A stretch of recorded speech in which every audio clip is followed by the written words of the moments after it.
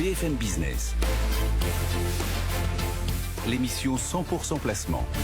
BFM Patrimoine. Cédric Decoeur.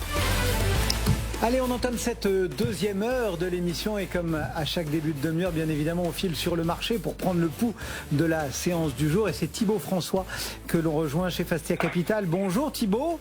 Bonjour Cédric. Bon pied, bon oeil ce matin. On fait de l'œil au 6003 ? Ouais, c'est ça. Le marché se rapproche tranquillement des 6300 points. On gagne 1,30. C'est plutôt pas mal. Les taux continuent à remonter tranquillement suite à l'intervention de la BCE jeudi, qui a remonté ses taux directeurs de 0,75. L'OAT se rapproche des 1,30. Et forcément, on a des valeurs plutôt cycliques qui entraînent le marché à la hausse. Donc, on retrouve un petit peu d'optimisme.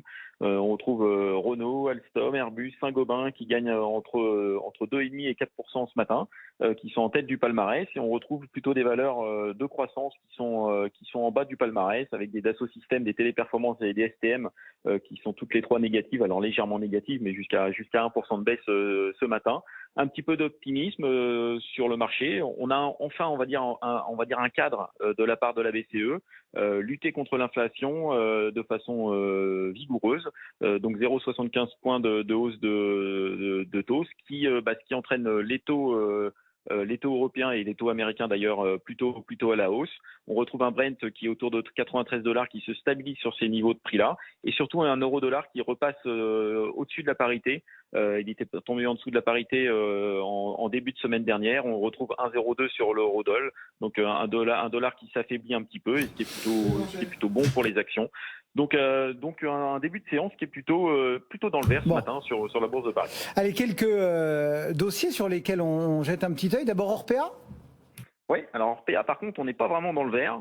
Moins 20% sur Orpea ce matin.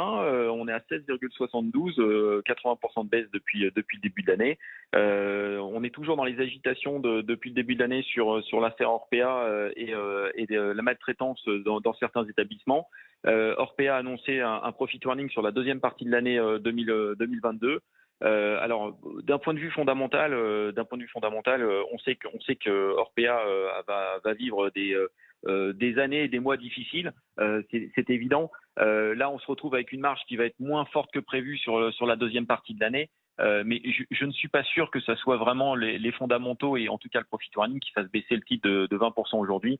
La main a été prise par les hedges depuis quelques mois, depuis l'affaire au mois de janvier. Donc là, on est vraiment sur des shorts assez importants sur le marché, sur le dossier Orpea. Je pense que ceux qui voulaient sortir d'un point de vue parce que les fondamentaux étaient dégradés sont déjà sortis depuis longtemps. Donc on est sur un dossier extrêmement spéculatif et les hedges prennent la main et accentue, on va dire, la pression vendeuse à chaque mauvaise nouvelle sur le dossier Orpea.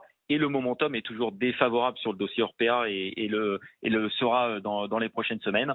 Maintenant, on attend plus une issue, on va dire, sur peut-être réglementaire ou peut-être une sortie de bourse d'Orpea dans les prochains mois pour que ça puisse réagir. Mais en tout cas, à court terme, d'un point de vue momentum, on est vraiment sur un momentum extrêmement dégradé et des mauvaises nouvelles sur le dossier. Bon. Donc, moins 20%, c'est vraiment la main pour les hedges aujourd'hui.